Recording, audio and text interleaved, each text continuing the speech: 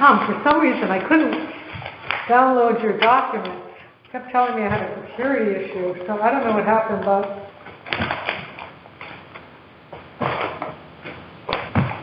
I was able to get them onto my little USB.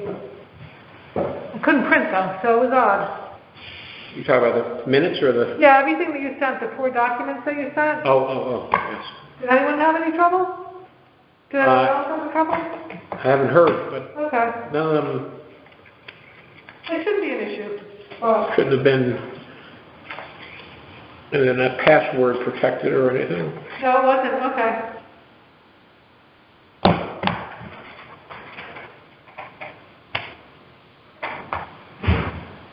I will take one of those.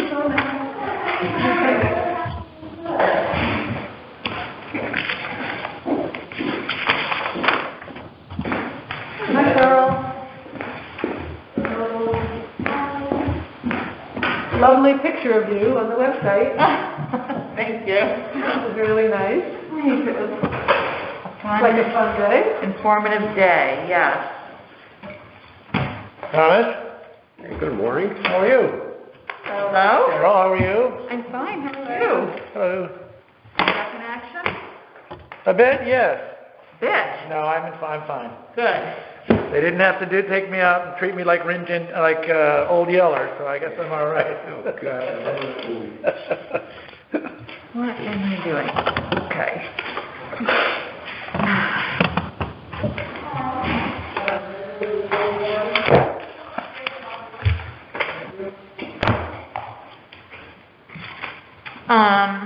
Can I ambush you, Phil, for a second? Wouldn't be the first time today. No, that's fine. What do you need? How can I help? Well, 2 things. One, can I talk to you offline about the car show? Yeah. 2022? Yeah. Screen recording, just FYI. Thank you. I need a calendar.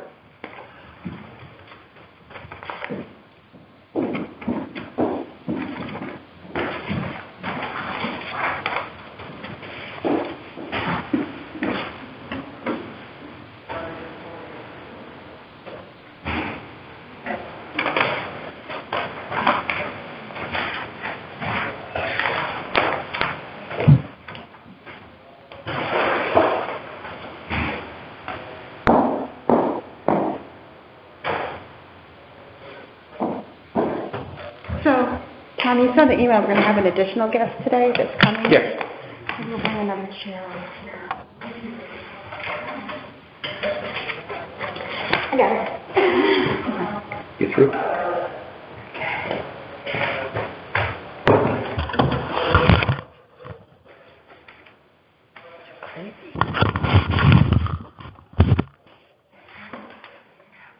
It's so dangerous. I know. How are you? Good.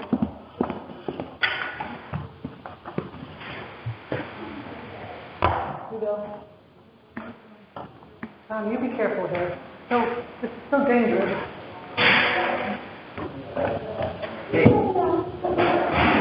The 50s electronics. It's just dangerous.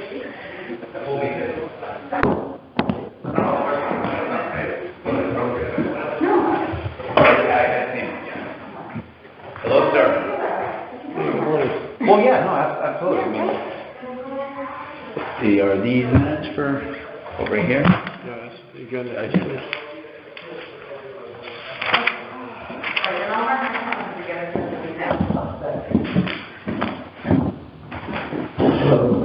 How are you? Look at this. We're soon in the same seat. Yeah. Florida. Yeah, Florida.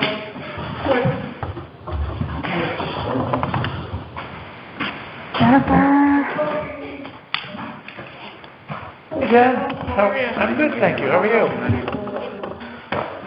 How good is it, Mary? Good, thank you. He just sent an email. Oh, okay, yes, that's right. He said, yeah. Meetings.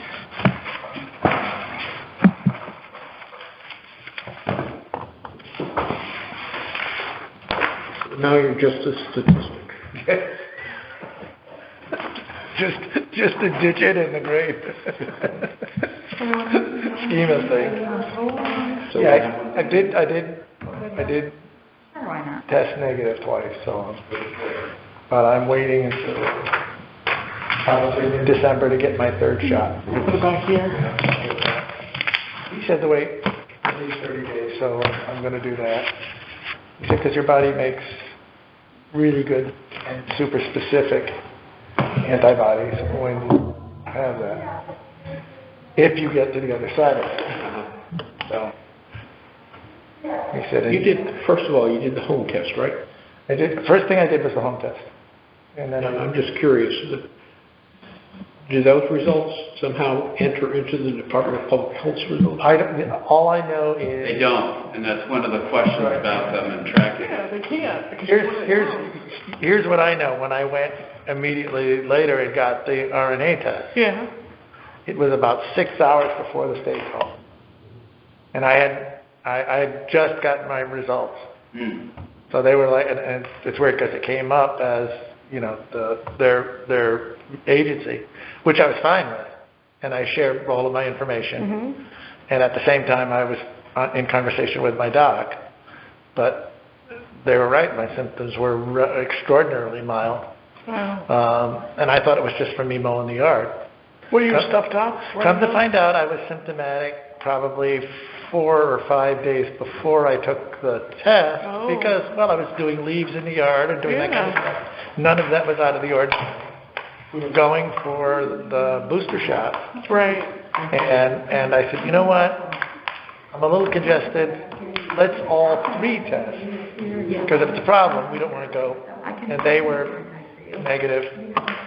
And I was positive. So I knew it wasn't from that. And then I kind of traced my steps backwards. And so that at that point, she banished me to the 3rd floor, closed the door, and slid bacon slices under the door so I could eat. She put like a slot, like a prison slot in the door for you. But I lived in the office space, the master bedroom, and the master bedroom. It was 10 days? How long? That's 10 days. Wow. She said it was, my wife said it was the time of her life. She was just take care of her mom the whole time. Yeah, her mom was there, and that's what we were really concerned about. Yeah, of course.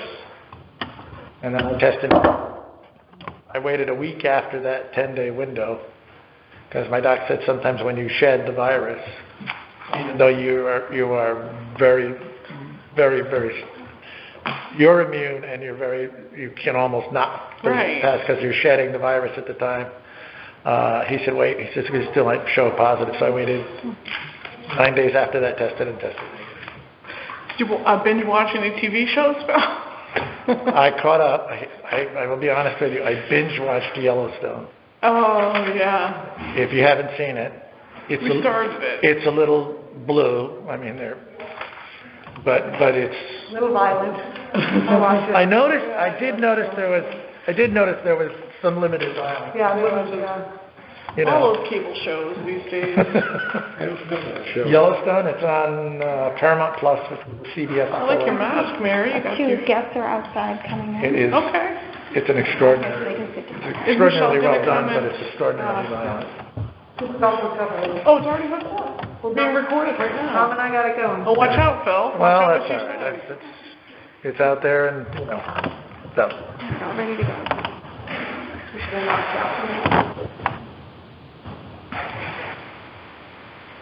Yeah, I know Dennis is coming.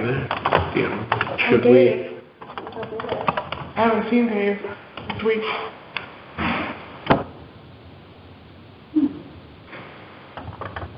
Okay, let's call the meeting to order. And we do have a guest presentation. I saw one of our guests standing outside. This will be in a second.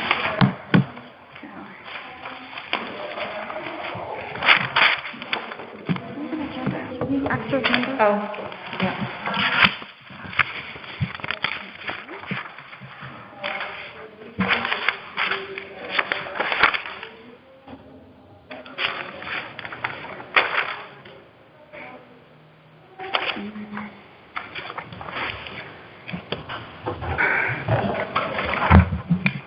We'll have to get it down to Suzanne.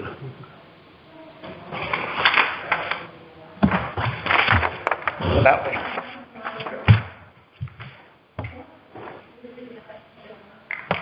Ready for them, our guests? Well, maybe I can make a motion to approve the minutes from the November 17th meeting? Second? Discussion? Yes. Does it matter that I left the meeting at a certain point and didn't vote No. for the end? Okay, all right. Hello, everyone. Yeah. All in favor? Aye. Aye. Any opposed? We're voting your seats right now. I'd also like to make a motion to add to the agenda, new business or other comments. I'll second that motion. Okay. Where do you want to have it, Cheryl? Were you thinking any particular spot? It can go anywhere, really. I want to report on a committee presentation I went to yesterday. So I'd like to modify that motion and put it at the end of the normal business, Okay, before adjournment, just so that all of that business gets completed, sure. and then It's after public comment? after public comment. I'm also noticing, I think the agenda is misnumbered unless I'm seeing things. There's 2 6s. It's 2 3s. There's 2 3s and 2 2 3s and 2 6s. You just don't want us to think the meeting's as long as it's going to be, right, Tom? There's a lot of stuff flying around the desk at the time. I'm sure you've had those days. Automatic Can we get a number. vote on that? I'll second the motion. Okay, we're voting on numerical order. No, we're voting on putting new New business business. at 6A for the, Or after public comment. after public comment. Yes. Okay? I second. Okay. All approved? Aye. Aye. No opposed. This room is always warm. Today is warm. That's not true, Mary. I've spent 3 years in this building and never been able to get this building to heat when it's below 25 degrees out. So funny. I'll tell you my juvenile review board meetings when I'm dying. During the day I can get it warm, but at night I can't. Welcome. Thank you. Great to have you. Thank you. So we should introduce ourselves. So, Good idea. yes, I'm Mary Seidner from Lyme Disease Service Bureau. Cheryl Poirier. Rick Stout? Suzanne McCullough, I'm just clerk. Very important. I'm Jennifer Datum, and I'm the Social Services Coordinator for the town. I'm Phil Parkak. I'm the Facilities Manager for the town. And I am Tom Gatoka. I represent Ledge Lake Health District on this committee. Thank you. I'm Margaret O'Shea. I'm a trustee of the Community Foundation and a resident of Old Lyme. I'm Mariam Alohi. I'm president and CEO of the Community Foundation, your Community Foundation of Eastern Connecticut. And Peg didn't mention that she's also an expert on early childhood and an educator. And we're very lucky to have her because she co-chairs a public policy task force that focuses on women and children. So thank you for inviting us to be here and hopefully to be helpful to your deliberations. We've been very single-mindedly focused on how the American Rescue Plan Act, which is really a kind of a windfall with the intent to be transformative in many ways to our towns and states, how it can best be applied to make really transformative changes it's intended to. So we did a lot of consulting with experts in Connecticut and beyond, and there were some 15, 16 different areas of investments that people were talking about, and pretty much the policy experts we spoke to and people who have deep knowledge of how you bring about the kind of change that it's intended to, focused on 3 areas. And I think that's no surprise to you. They are early childhood care and education, mental health and wellness, and affordable housing. So we've been working with different municipalities. We have 42 towns in Eastern Connecticut, and we've been offering to join conversations like this to answer questions or offer any guidance or whatever we can do to be helpful to your deliberations.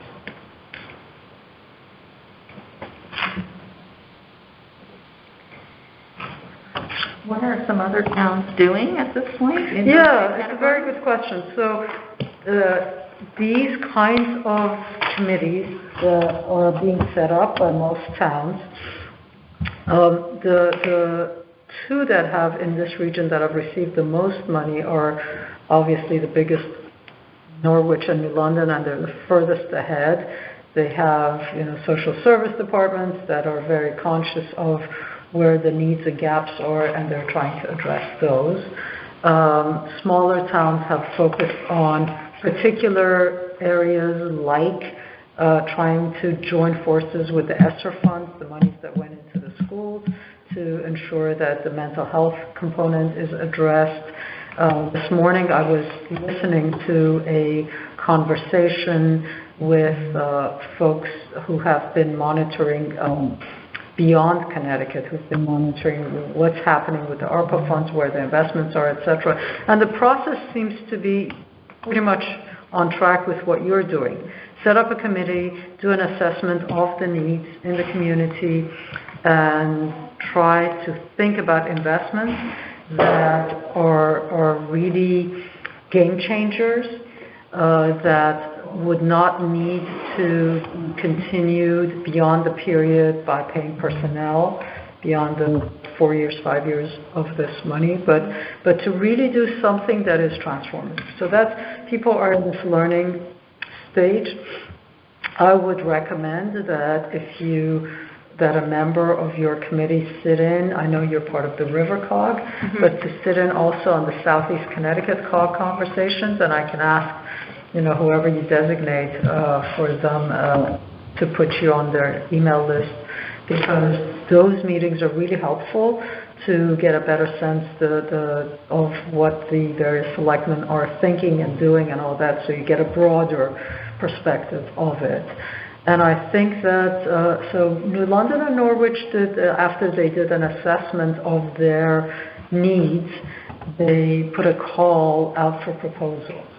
And they got a tremendous number of proposals, and now they have a committee like yours assessing which ones to fund and all of that.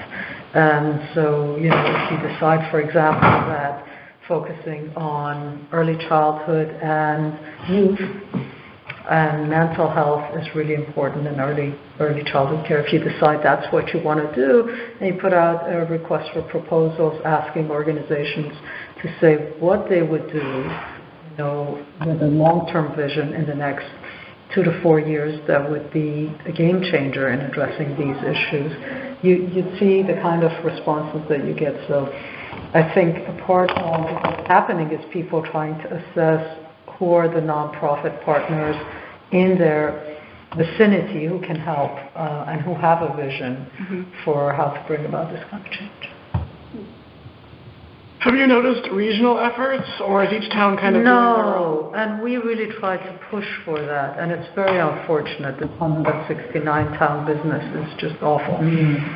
I had a conversation, I live in Old Saybrook, and I had a conversation with our selectman, who's also very intentional on doing things that would bring about positive change, and how about trying to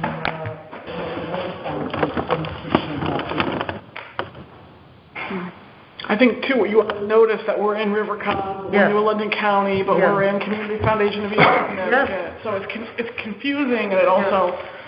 Which is why I think it's really helpful for you to sit in on that as well. I think it's just getting more information, more ideas, and sharing.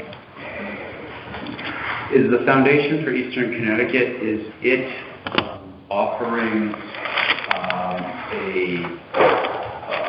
an administrative solution for processing costs to towns to help them with the whole ARPA process? Well, we haven't been asked to. But what we have offered to do, and what we wanted to do even before the money came in. Hi, sir. I'm Mariam Elahi. Hi, Dave Roberge. Peg O'Shea. Nice to meet you. So what we offered and started to do months back is the convening.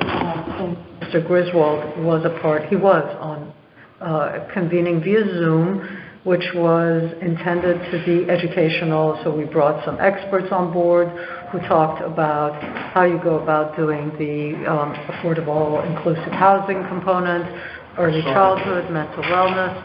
So we did a little bit of that. And at this point, it seemed like each town wanted to sort out their own solutions.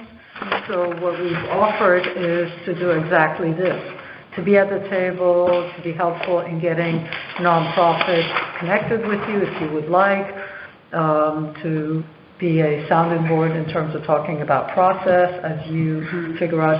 Clearly, the first step is assessing needs, right? Because I think whereas it's likely that a lot of towns have similar needs, I think as you go in deeper, you'll get a better sense of what the biggest needs are. Am I wrong in thinking that you have decided to send out a survey? And you've already done that? It's in the process of being written now, so it's going to assess how families were affected by the pandemic as well as businesses in town. And it's going out to the whole town? Yes.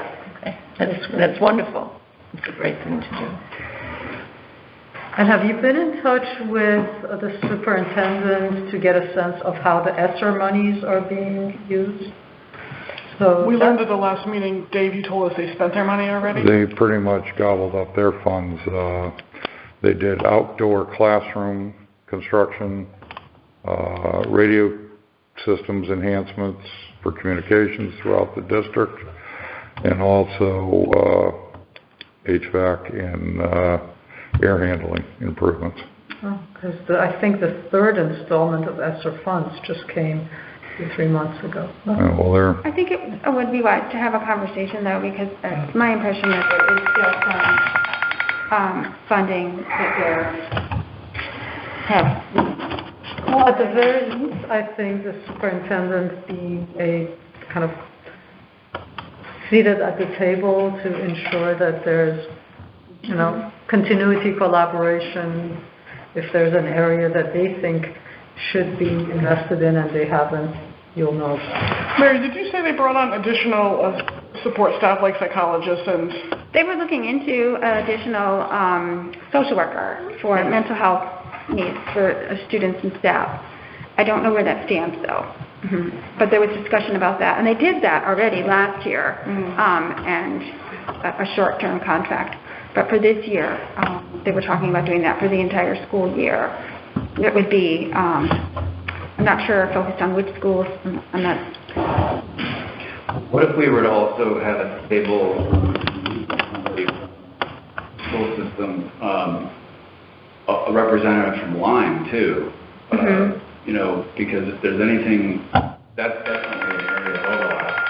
So I mean, if we're going to have a meeting with other potential partners, at least so we know what's going on, maybe there's some collaboration. I don't know, but maybe there could be some collaboration. You do have a regional school system. Well, you educate the children of Lyme. Right. But I mean, the regional school district has its own thing, and we want to be informed on what they're doing. I think you brought up a good point, getting the superintendent at the table and probably a staff representative from the school who's seeing wheels down what's going on there. That might be a good idea to have them sit at this table, so if there is some available collaboration, we can take advantage of it. So Old Saybrook has set up a committee like this. I assume Lyme has too. I would think it would be in the interest of everyone for there to be cross-fertilization. Maybe you can invite one of their members to a meeting. I mean, these towns have similar issues. So I think that would be helpful. So you sit at the River Cog table, you can also sit at the Seacog table, and that would give you also a sense of what's happening this side of the river, further up. And then I think once you do your survey, you'll get a sense of the gaps and where we can be investing. I mean, clearly, regardless of where people are, mental health is a big issue for young people especially, but everyone was affected in one way or another in COVID, and that remains, and we see that people who are doing intensive research, I think the Connecticut Mirror had an article this morning, we see that that's a huge area of need. And then investing in early childhood and obviously affordable housing are some key areas that we can do well in. How much is, I forget exactly the total ARPA dollars coming to Old Lyme? 2.1. 2.1, that's both. Between town and county portion. So, it can easily go up in smoke, but it can also be such a great investment with some thought about long-term planning. Well, yes, I hear that, and yes, I think that's important, but I think that a lot of folks I don't know how many folks, because we haven't received a lot of requests or anything, but I think that once the survey is out and we sort of call that information down and categorize it, this committee was sort of formed with particular areas of expertise, so that, and then the committee would sort of decide as a whole on how to proceed. But I think there are some immediate needs that need to be met, and as well as, your eye on the future and long-term, goals that we should look at. But I think that sort of needs to be balanced in this whole equation. Do you have in mind some immediate needs already? Well, I think what will happen once we get the results back from the survey, I think we have two excellent folks here who are heavily involved in the social services end of the business, and with what the knowledge they came with and the information and feedback that we get may determine how quickly we get wheels up on some of those needs, and then sort of once that's decided, then you're left with what you're left with. And then, of course, we'd like to see this all long-term and, all of that. But the reality is a lot of folks were impacted for now going on 22, 23 months here. We have a separate fund that's managed by LYSB that's completely by donation that we use to help individuals. So if somebody can't pay their mortgage, if somebody needs oil, if somebody needs food, we've been doing that since day one. And we do have money still in that fund. So we're directing individuals and families to kind of tap into the resources that exist in addition to the state programs that are out there for assistance. That fund is being managed by the By youth services. But it's managed by whom? Youth Services. Lyme Youth Service Bureau. In collaboration with the social services departments in both Lyme and Old Lyme. Yeah, they do a great job. They do a great job. They do a great job. I used to work in Old Lyme. I was the principal of Lyme School. Oh, you were? So I do have a sense of, I think I had one of your little fellows. Yes, you probably did. My condolences. No longer little. That's what you always say. No, I don't. Just kidding. Now look at them. So it's an interesting approach, though, to get your data back from your survey and then decide what areas we want to make an impact and put an RFP for those areas.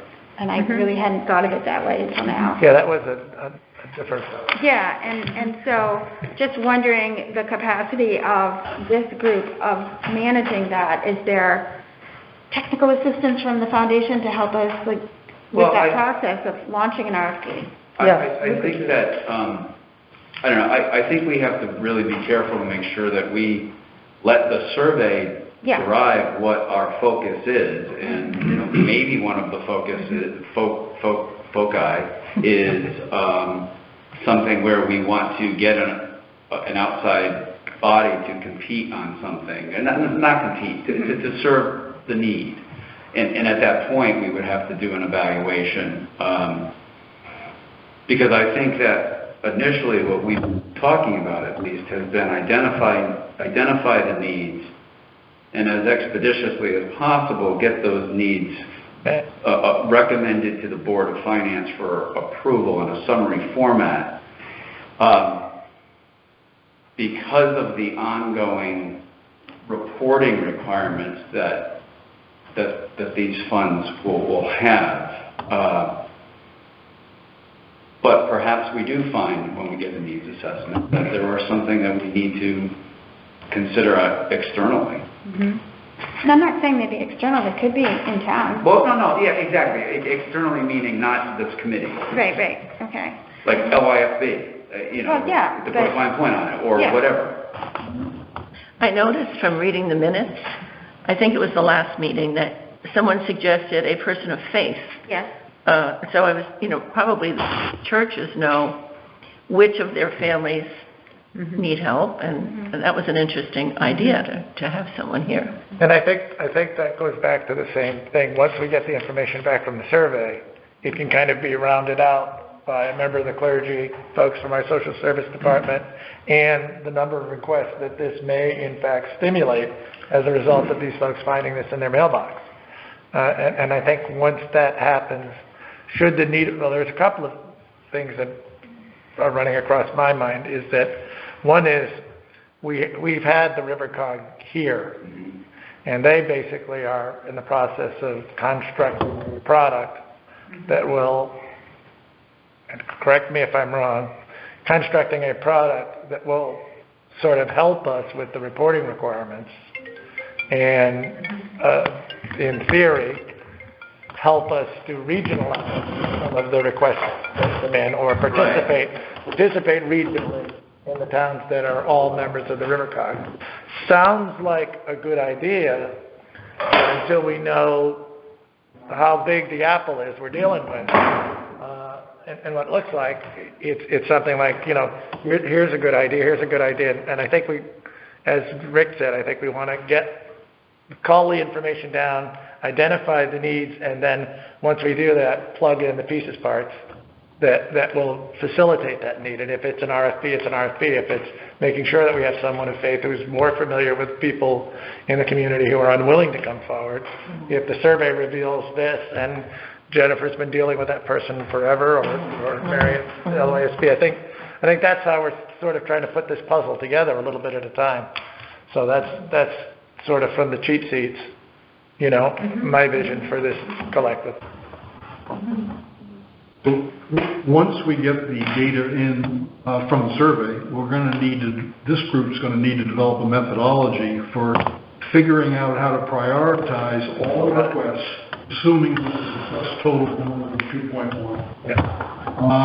And across not just individuals and businesses, but everything else. Community. And we'll need that in February, and then I would think that from then on, we would apply our methodology to the basket of requests. Right.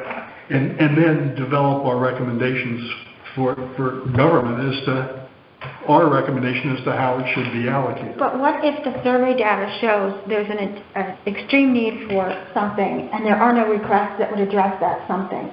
Then do we go out and try to find someone to address that something, and that's the RFP? Because we might get an enormous number of requests that have nothing to do with the data, that are just wish lists from various organizations or individuals that have nothing to do with COVID or nothing to do with the data. Like Miami Beach. And so... There's that. Well, remember, we have very strict marching orders as far as what these funds can be due. So nothing to do with COVID would only really, as I've read it repeatedly, would only fall under broadband and infrastructure and water. That's about the only thing I see that we have any leeway, any wiggle room on. Right. Now, believe me, there's plenty in what I just said to open up tons of cans of worms, which is why we need to really be careful that we let the survey data tell us where we should go. Right. And again, I'll say, I think I said this at every meeting we've been at, and I don't mean to put the committee through the rest of this through it again, but I will. I look at this in reading all of the government language, we'll call it that, as an insurance policy. The reason this money is here is to put the towns, cities, municipalities, states in the condition they were prior to COVID, with a few caveats. One being, what are the lessons learned from COVID? Right. And what can we do Right. to not find ourselves in that same position at the next time?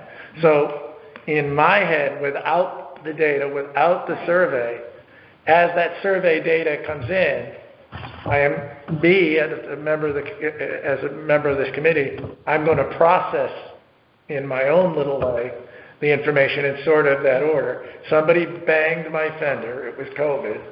I don't need a new car, I need a new fender. I might need a new headlight. The laws on headlights may have been improved, I may have to get 2 headlights, but I'm not getting a new car out of the deal. And I know it's oversimplification, but the object is now in the condition it was prior to the activity. And I think that was more than the language in the American Rescue Plan. I think that was the intent when they sent the money out. And I think we kind of need to use that as sort of our guidepost. I think we're all saying the same thing, really, like that Okay. we have to wait for the data, and that's going to drive. Yeah, data first. The data drives what we do, but some of that is made clear in the language and also accented by the reporting requirements. Thank you for being patient and. Is Community Foundation of Middlesex County doing anything differently than Community Foundation of Eastern Connecticut since we're on the border? You know, I'm not sure what they're doing. I'm in touch with, I can tell you, some of the community foundations with whom we've talked. Hartford is doing a lot of investing in the communities, talking to municipalities, exploring sort of bigger commitments in terms of how they will adjust their grant making with what's going to happen there. They're also helping towns get access to some information about what's happening beyond Connecticut. So, but it's kind of, everyone is at a point of learning what's going on, who's doing what. The Northwest Community Foundation and the one in Waterbury are pretty much along the same lines. So I think at this very beginning stage, what's happening is community foundations are trying to urge town municipalities to set up committees like this, which you've done, to do a survey, which you're doing, and to really highlight the areas where the impact will be most meaningful. So, you know, that's where we identified, you know, these 3 areas and have been talking to towns saying, invest at least 30% of the funding in these 3 areas, because this is what will be transformation. So, you know, and that's based on national data and work that some of the bigger groups that work on policy planning and budgeting have identified. I think Old Lyme has always had a very good reputation for taking care of their children. You're the only district I know of that allows 4-year-olds to go to school, which is magnificent. And the Lyme Youth Services Bureau has been wonderful. I've been in this town for over 30 years, forever. So you have a lot to build on. And, you know, the health of our children is what is going to sustain all of us going forward. And so when we talk about early childhood, but then the mental health issues of the middle schoolers and the high schools and the college students up to 25 years old are mammoth. So yeah, I've got one of those, 2 of those. Yeah, sure. And then, you know, the whole issue of affordable and inclusive housing is intended to be so that, you know, those young people who are graduating can afford to come back and to live in their town if they want. Lateral movement when they come into town to build roots. And also people who work in our communities and can't afford to live in our communities to make it much more inclusive. So I know Old Saybrook has invested a lot in that and is committed to that. So some of that does require, you know, zoning issues, et cetera, but it all comes down to saying, okay, we're committed to areas which we know will have a transformative impact and make it more equitable to live in this community. Is there anything else you think we should know before I think it would be good for us to stay in touch. Yeah. As we learn, we are also in this learning mode because we're talking to a lot of people and trying to get a better sense of who's doing what and which nonprofits are working with which municipalities, what are the different projects, etc. So let's keep a good, I know we will, line of communications, and we would be delighted to help in any ways. I'm happy to make a connection with CCOG so that you're there at the table at the next meeting, the Southeast Connecticut COG, and happy to be helpful in any way. There have been some wonderful Zoom webinars. Mm-hmm. I'd say, well, you're having a meeting every month on ARPA funds, so I have seen the September meeting and I have seen the October meeting. There were some meetings also in the summer, and they are remarkably informative. So I don't know if you can get on that Zoom list, and you can bang in and out. You can forward it if it's something you're not interested in. But by and large, they are a wealth of information about how other towns are handling this and what they're doing. You would learn a lot, I think, from that. Now, Peg, is that with the Southeastern Connecticut? We have them taped. Yeah, it's from our foundation. You have a We web have page them. that lists. Yeah. Okay. Pam Mola could send them to you. Yeah. Okay, Let me know, and I'll get Pam to forward. okay, yeah, if Pam could put Yeah, that and distribute them to the members of the committee. Yeah, I mean, Access. yeah, when you're cooking dinner, you can put it on and listen to it. I went through the full Zoom on the federal station. I'm sorry. That's all right. It was interesting. We trustees have been studying a lot about effective philanthropy and economic justice and social justice as well as charity. And so I found this little bit of information. I wanted to share this with you. The practice of justice and charity is propelled by loving kindness and compassion for the needy among us. Solidarity with those in need and commitment to their flourishing allows everyone to thrive. And I was thinking of all of you giving up an hour every other week to this committee, and what an act of loving kindness you are all providing for the community. So that's a wonderful thing, and I thank you, and I applaud you. Thank you. Yeah. Question, in thinking about the committee and allocating ARPA funds in mental health, how do you parse between mental health as an issue for society, which goes back way before the pandemic, and what ought to be the role of ARPA funds for mental health as it relates to the pandemic? And I know they're interrelated, but some are more than others. And do you have any thoughts about how we should think about that? You said as it relates to the pandemic. I think great question. The way I would do it is by bringing a couple of mental health specialists into the room and talking with them about, what the findings, again, of the survey are, where the needs are greatest. And then that's where I would think we need to have that look ahead approach as well, that this is on a continuum, that young people have been impacted, will be impacted, etc. Where is the best investment and intervention? So to impact those who have been most affected through the pandemic, but also keeping in mind that this is going to be a recurring issue. As we know, now there's a different virus, there's a different strain, and unfortunately, it seems like this is not something that will disappear in a week. So to be visionary in that sense of saying, how can we step in front of it and make sure that our kids have the kind of mental health support that they need. There are many issues around mental health needs for mothers who have been trying to work at home, and you didn't have this issue as much as other towns because your children were in school, which is hooray for everybody. But moms have been terribly affected by the pandemic, and their mental health is fragile. Not everybody, but some. Not everybody.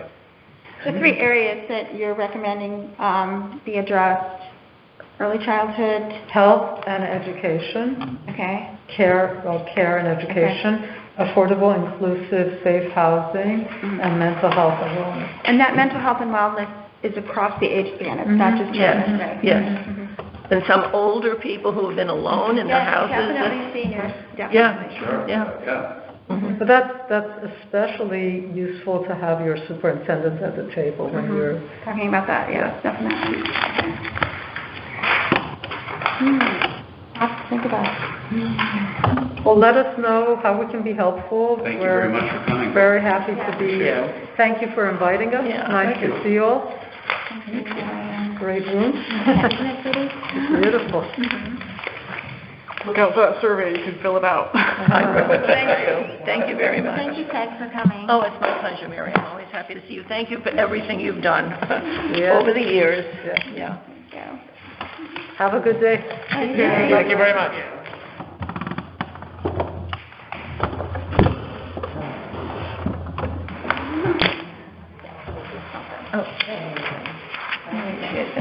I have shoulder issues. I didn't get my coat on yet. Thank you very much. Blocking that? No, thank you. Have a good day. Thank you.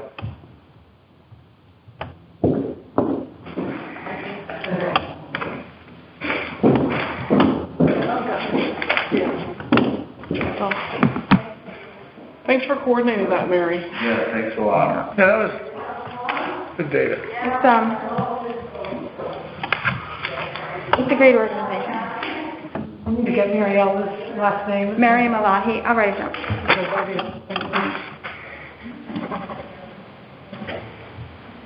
With Margaret O'Shea. Yeah.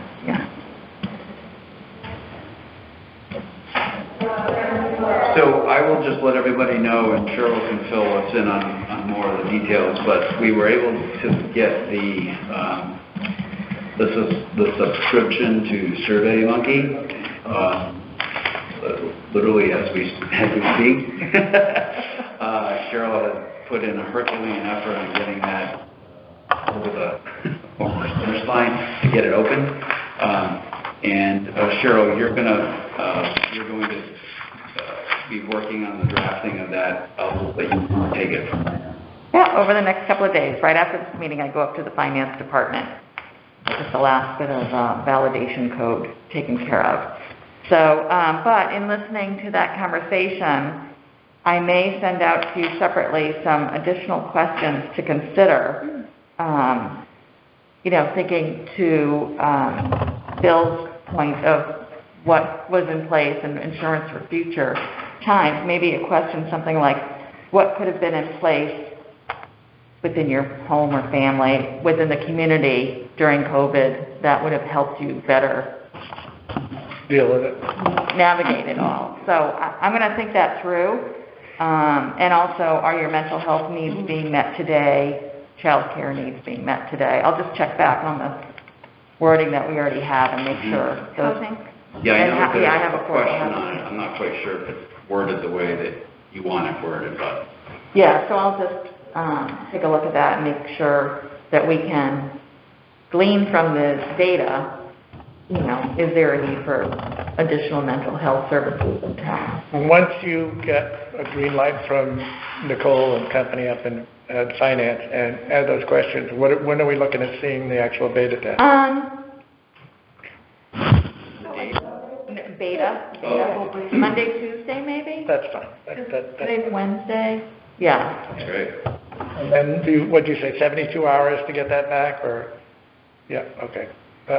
That's great. And that's just to make sure it works. Well, one, to make sure it works, and two, just to kind of get it here so we can all, the group can look at it. Right. Great, that's light speed. Well. When do we want to send it out to the community? I think once Early January? I don't know. I'm of the opinion that once we get it back and look at it and sort of parse our way through it, I think include edits and mail it. Because even over the holidays might be a good time. I don't know, I mean, I'm just putting it on the table. Picturing the beta as getting back to me within 72 hours, Cheryl, this doesn't work, or, you know. Right, all of that. And then just getting it out. That's exactly. Yeah, so. Same page. It's December 1st already. Yep. No. So the next 2 weeks or the next week to 10 days? Mm-hmm. Depending upon comments, but I mean, it should be pretty straightforward. Talking about postcard and emails and press releases and newsletters, et cetera. Okay. How are we funding the US mail? We have a little We have fund a tiny, we have a for tiny, this whole thing. we have an expense account that's small that could cover it. Yeah. Okay. That's what you said it after here. Yeah. I'm sorry, what? It won't cost more than that. 1,500, I think we got it. For the whole thing, for the Survey Monkey Okay. mailing plus, yeah. Just making sure it wasn't omitted or forgotten. We ran that up the flagpole. Yep. Turn. That's Phil's turn. That's great. Good. Any questions? Is there any concern that the respondents will be all self-selected? I don't know if selection bias comes into this, or... That's what we want, in my opinion. I want to hear from the people who are most impacted. I mean, that's what I would hope. I want to hear from everybody. Wait, but- you mean for the beta, or do you mean for the full survey? For the full survey. Oh, okay. Oh, yeah, I'm sure someone's gonna get that card, and if it means something to them. Yeah.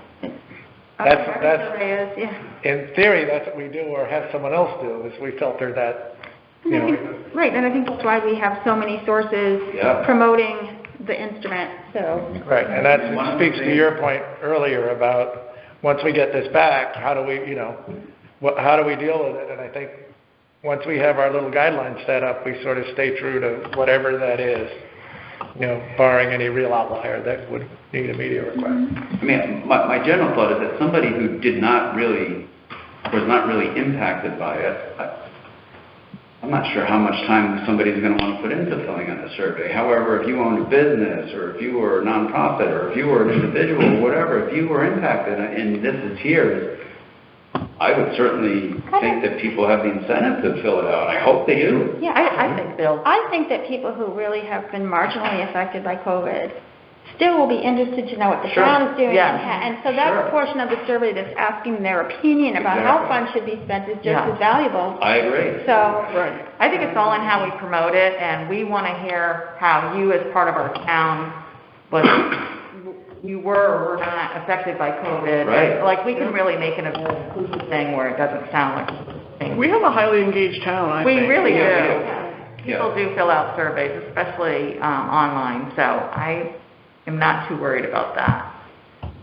Maybe I should be more worried about that. Well, another reason to make sure that, you know, we do reach out to the faith-based community, because they can also, you know, as they brought up, well, good point that she brought up today, I forget. Miriam brought it up, okay.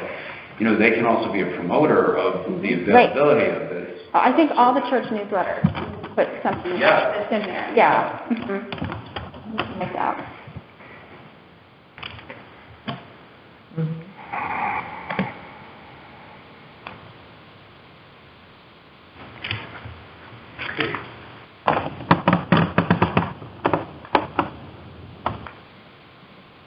I guess we're down to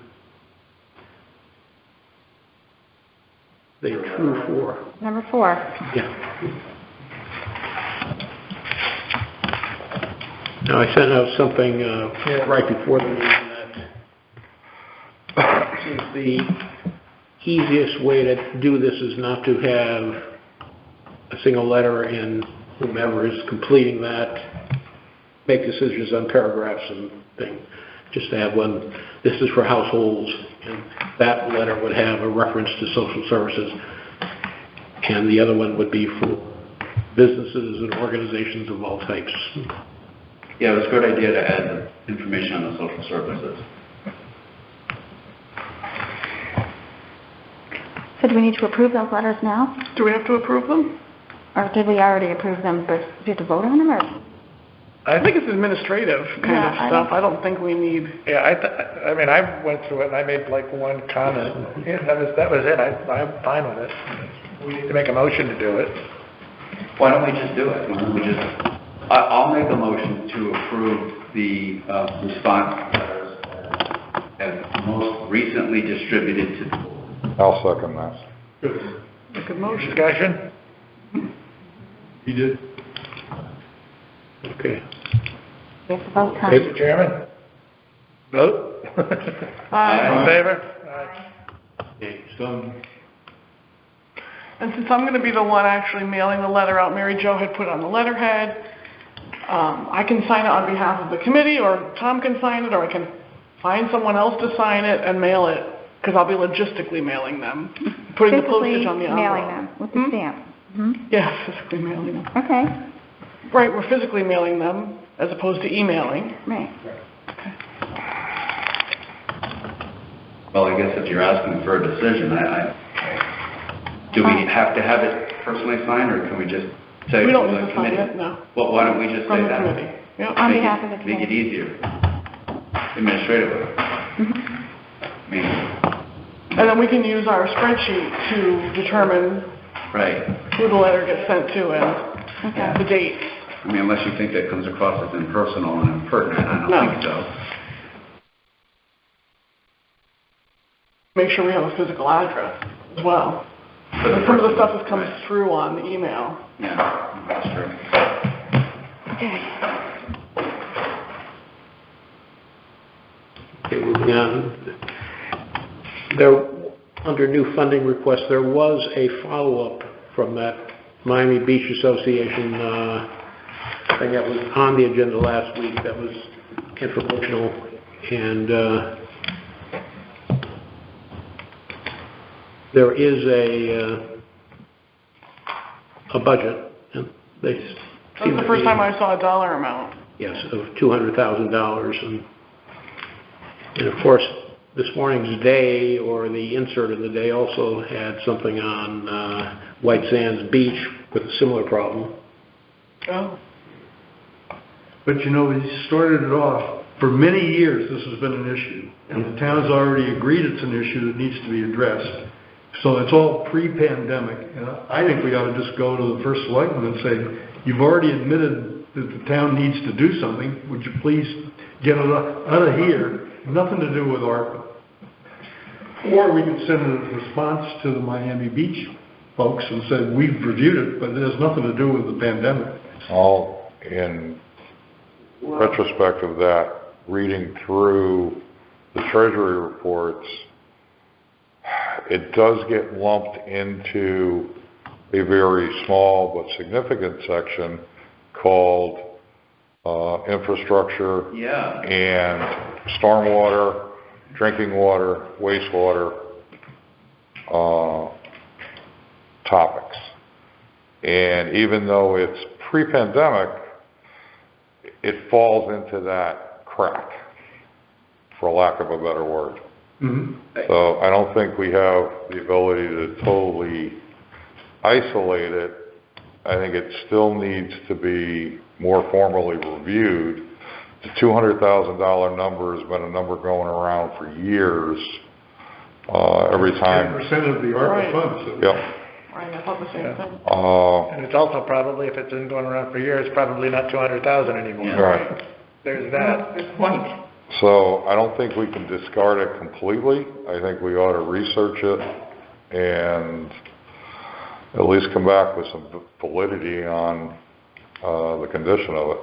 Well, to everybody's point here, I think that, again, we have to get the survey back. We have to then make our decisions on what we're going to prioritize.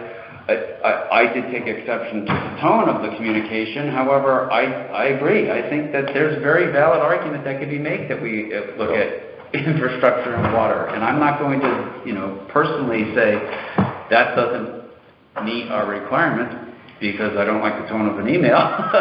It may very well be something that we consider doing, but we don't yet know. And I think that the committee has an obligation to say that it's received the letter. Yeah. It's in the process of putting out a survey. Please look for the survey. As a result of the information gathered in that survey, we will be prioritizing these requests. Yeah. Thank you very much for your input. We will get back to you. Well, Tom replied to them after the first email. Yeah. And this was a follow-up to that. Right, but I mean, that's all we can say at this point, because we don't have, we have money and no tools. Exactly. Right, we can't spend the money. David or Phil, if you know the answer, what about the federal infrastructure money?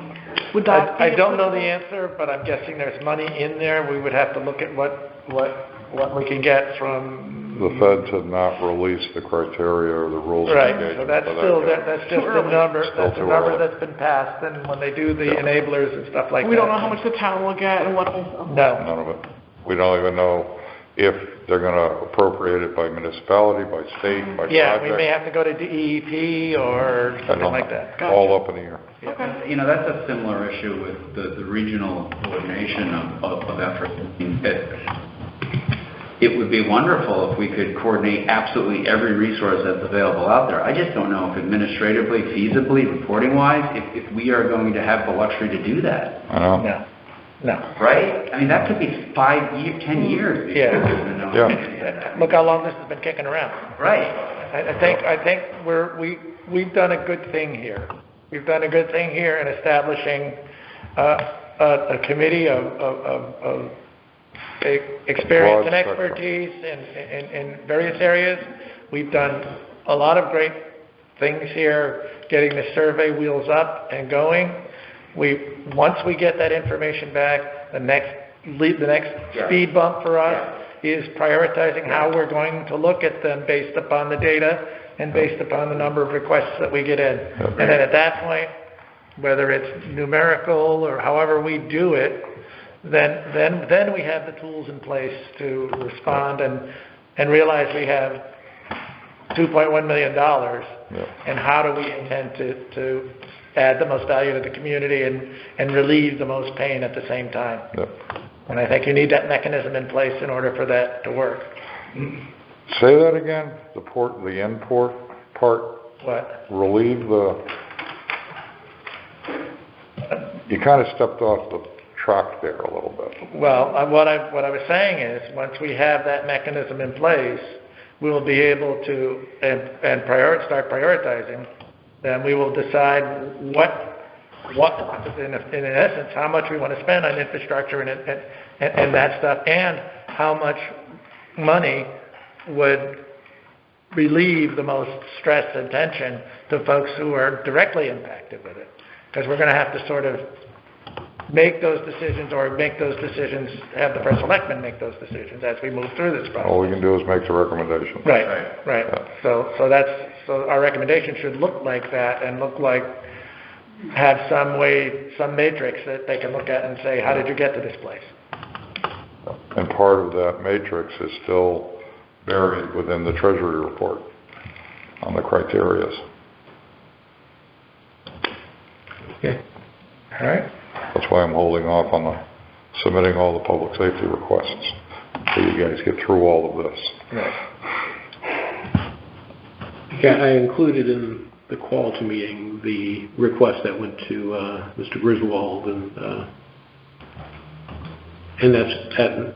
Michelle confirmed that he did get onto his desk. And next Board of Selectmen meeting is Monday. Monday, yes. Just counting the days here. So we should hear right after that. And Ms. Nozel, are you here as public or?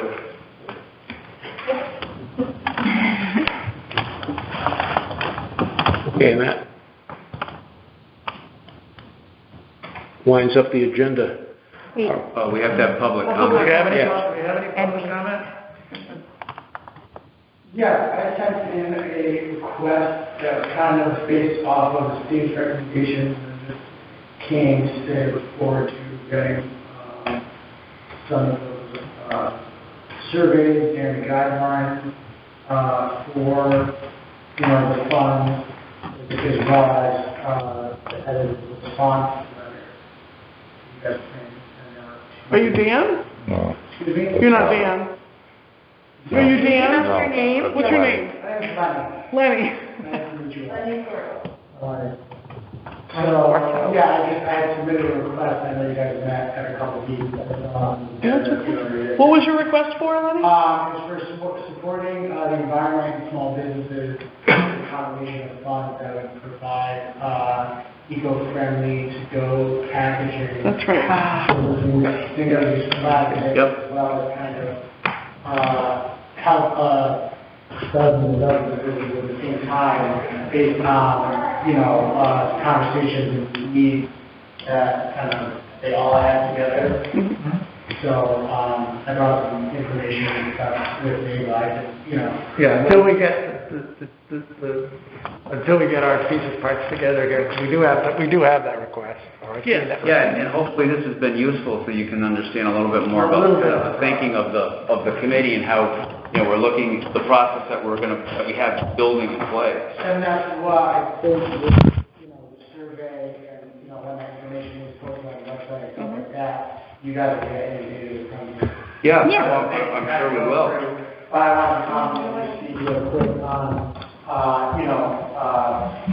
supporting businesses that are all affected, specifically beverage, the sector, and what parts of one. Yeah. There was other federal funding that a lot of people did get, but there was, restaurant revitalization fund that some people were expecting and didn't get because they ran out of funding and, introduce myself, find out. Well, thanks for doing that. Thanks for coming. Yeah. Lenny, when we get to the point where we are looking at applications and we have your application, we would probably get back to you with additional questions. So, Yeah, like I said, mine was kind of just like a draft. yeah. Right, there's no, To go off of, and Right. Dave said he's kind of waiting to hold off on the things. Yes, it's unsatisfying as it is to hear and to say, we don't even yet know exactly what we're going to be requesting information-wise, but we very much that's our next huge priority. that's why it's important for us to get this turned around and get this Yeah. survey out, so Yeah, that folks can, you'll get a lot of that relevant, affected organization responses from the survey.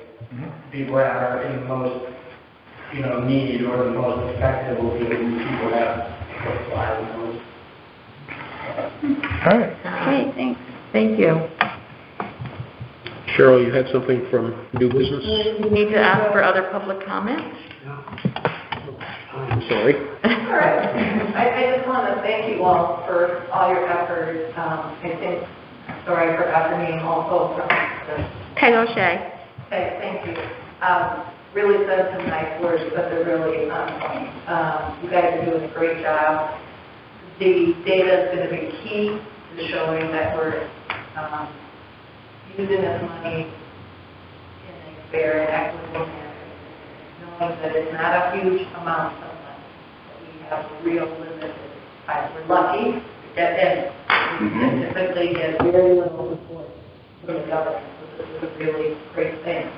The matrix will be key to providing for the selectmen in numerical or whatever focus we have on the priorities that the committee recommends.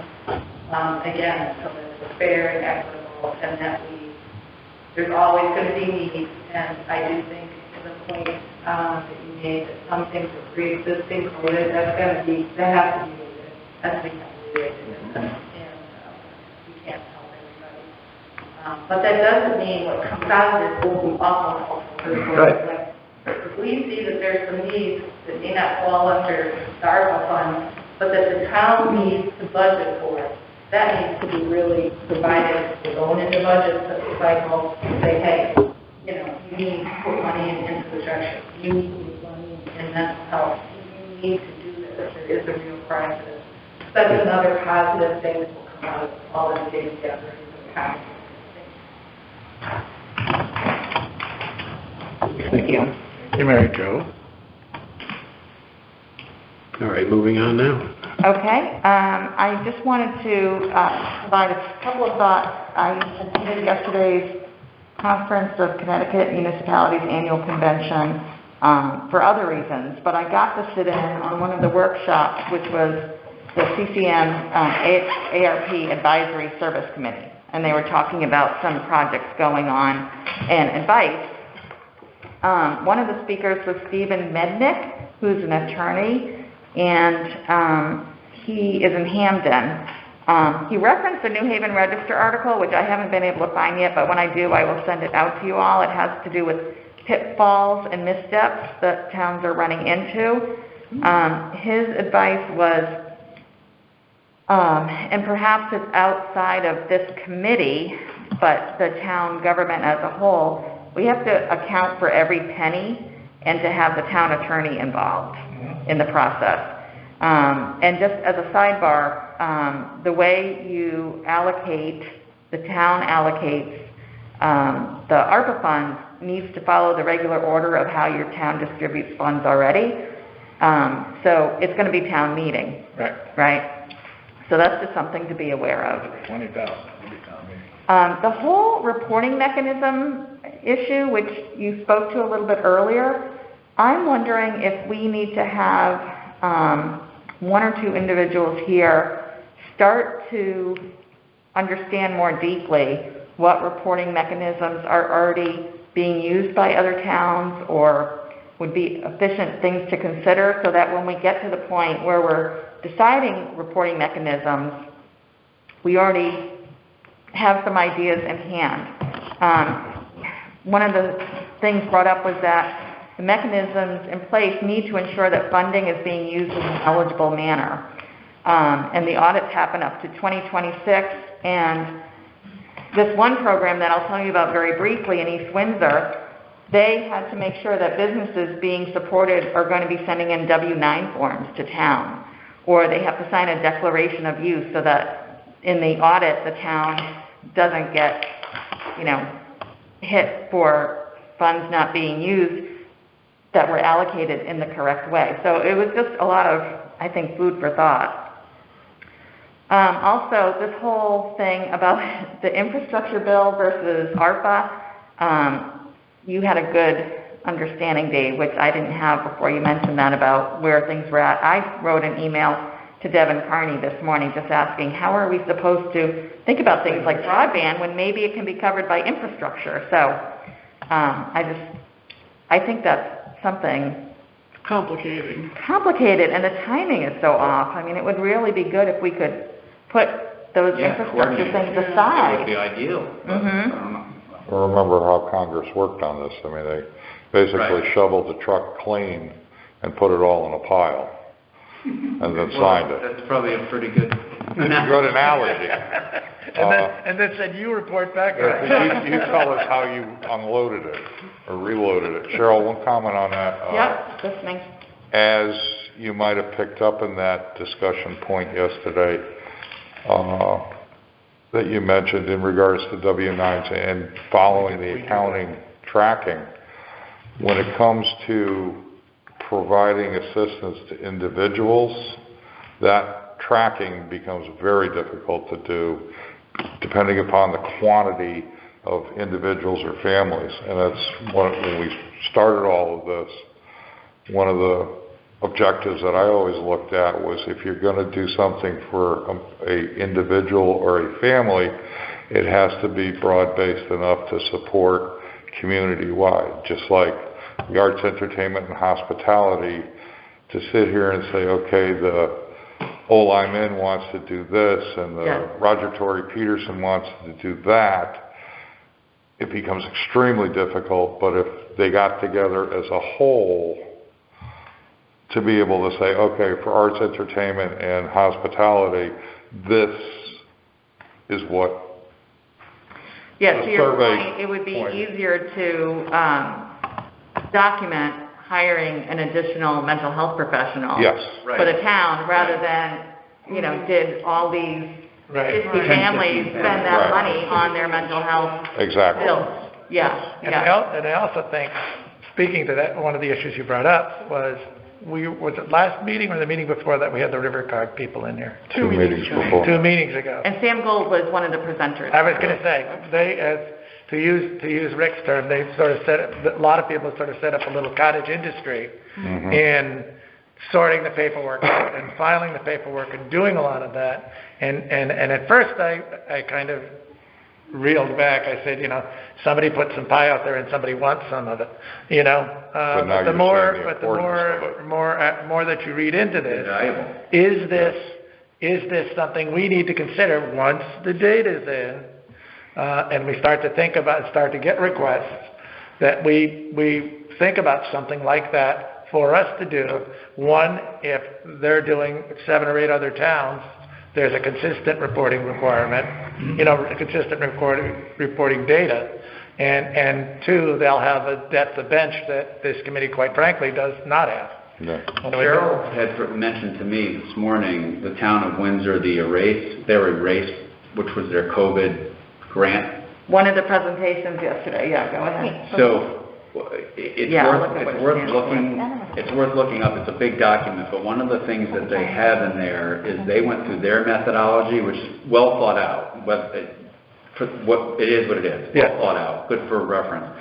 They also referenced another individual, George E. Krinda Jr., who had worked for he was on urban development, a member of the urban development under the Trump administration. He has experience in running these programs. They put out the bid. 2 individuals replied to their request for proposal for exactly that aspect.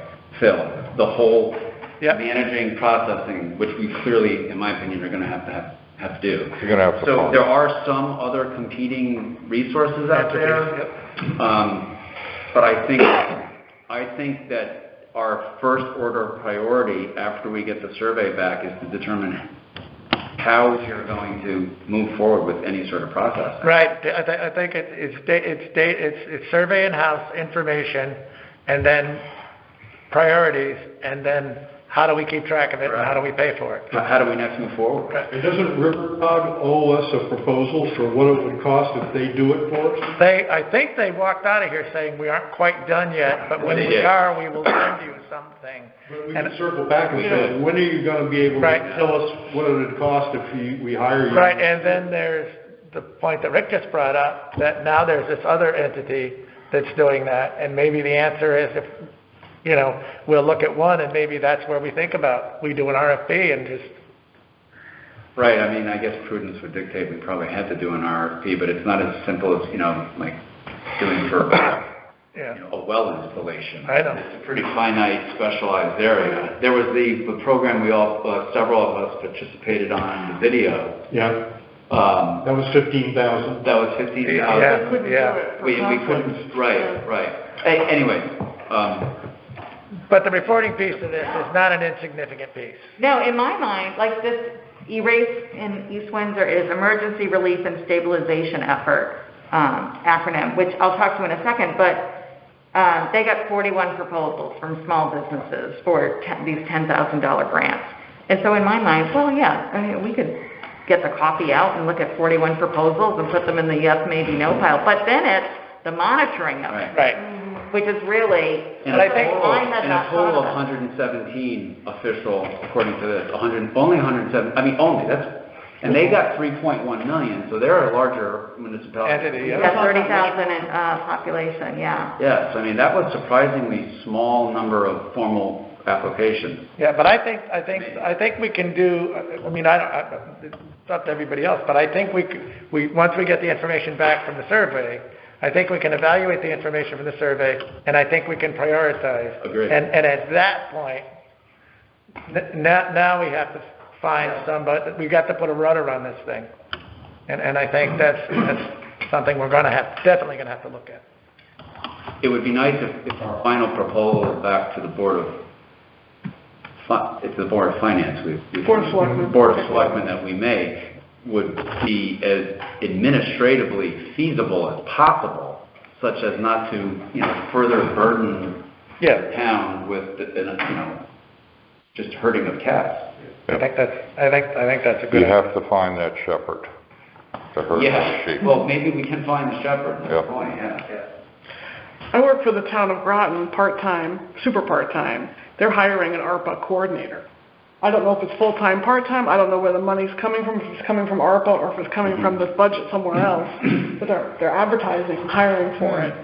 They also have a website. There was an article recently in the Day. It's called Greater Groton, because they've got, it's a community engagement effort on multiple fronts to be more transparent and to get people involved.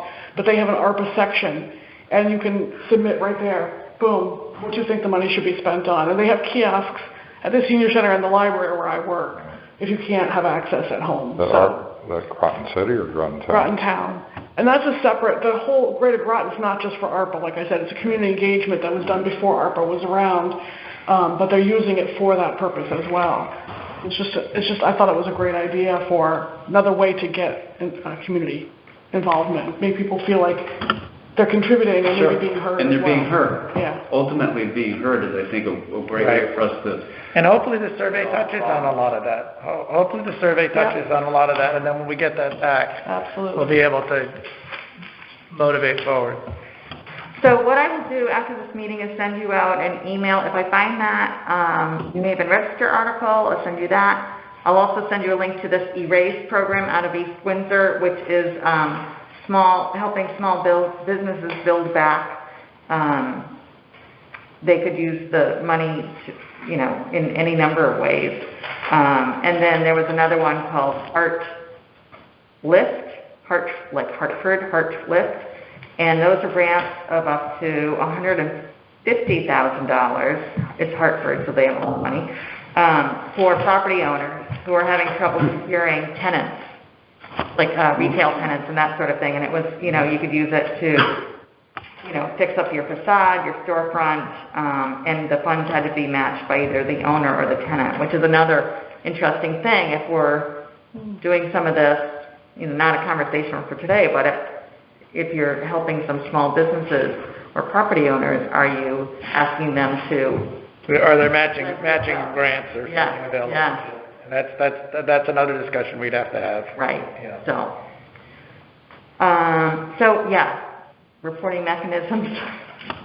That's going to be a big hurdle. I think that's all I wanted to share at this point. Thank you. So we'll invite the superintendent for the next meeting, Mary? I can call him and see if he wants to join us. Superintendent in line, perhaps. Well, it'd be interesting to get an update on what Town of Lyme is doing, and I've been wondering about that because OISB is the designated youth service bureau for both towns. And we're expecting a request from the senior centers. Right, and so are they requesting to both towns? They must be. Right. So I've been curious what they're doing. It'd be interesting to get an update from Steve Mattson about what Lyme is doing. Do they have a committee or are the selectmen just going to? We have no idea. I don't know anything. I don't know either. You live in Lyme, don't you? How much funding are they getting? They got like 85,000 or their funding is very low. 850,000? 850 bucks to my mind. Okay. And that includes But if the county you'd like share. me to contact the superintendent, I'd be happy to invite him to our next meeting. What do you think, Tom? We got time? For superintendent? Superintendent, yeah, okay. Well, we're waiting for the survey to come back anyhow. Yeah. Good then. All right. Yep. Ask about the next meeting because if I'm going to go every other week, we're going to run into Christmas. So I was wondering, I would assume with the 15th, but then we should stop, not meet again until January 5th, which would be 3 weeks. I will not be at the 15th meeting. I will not. I have to travel for business. Okay. You want to waive it, move it? I think that we did the last minute. Yes. January 5th, okay. So is that confirmed? Is the 5th, is the meeting after the 15th? 5th or 6th, Mary? It would be the 5th, Wednesday, January 5. It would be December 15 and then January 5. Do you want me to wait and have the superintendent come in January when you both will be here? No meeting on the 5th. Well, I don't know. Is there a meeting on the 15th? I can't speak to that. That's not Yes, possible at all. At the last meeting, We have a we had meeting on agreed the December 15th and the 5th. Right. But we're not going to meet December 29th is the point. So we're taking that week off and then... Right. I would love to hear what the superintendent has Yeah. to say, but I don't want to delay on my part. I can read the meeting, the minutes as well. Well, let's see Which what are the schedule exceptionally is. written, by the way. Yeah. Suzanne. I'll give you a- He doesn't give compliment thoughts. Okay. Let's see what his availability is too. Thank you for doing that.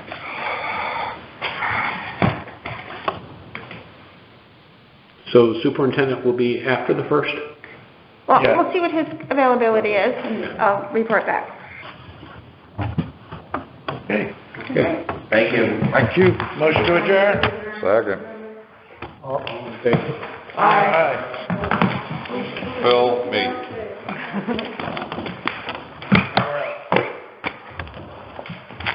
Cheryl, if you need to bounce anything off and survey Maybe the so, don't go anywhere. questions, feel free. Okay. But if you don't, feel free. That's even better. Yeah, right. No news is good news? You went for sustainable seats, Cheryl? Yeah, Congratulations. yeah. Michelle has a little silver to put on our It file. does, yeah, in fact, during the meeting, she texted me that it was on there. Oh, so- okay, we'll go check it out on the way out. Seems like it was a good conference. Yeah, it was very informative. Good. I learned a lot, and for EDC, the Economic Development Commission too. Yeah. Saw that. Good. Michelle, do you like, Yeah. oh, we should hang up the phone, yeah. Excuse me,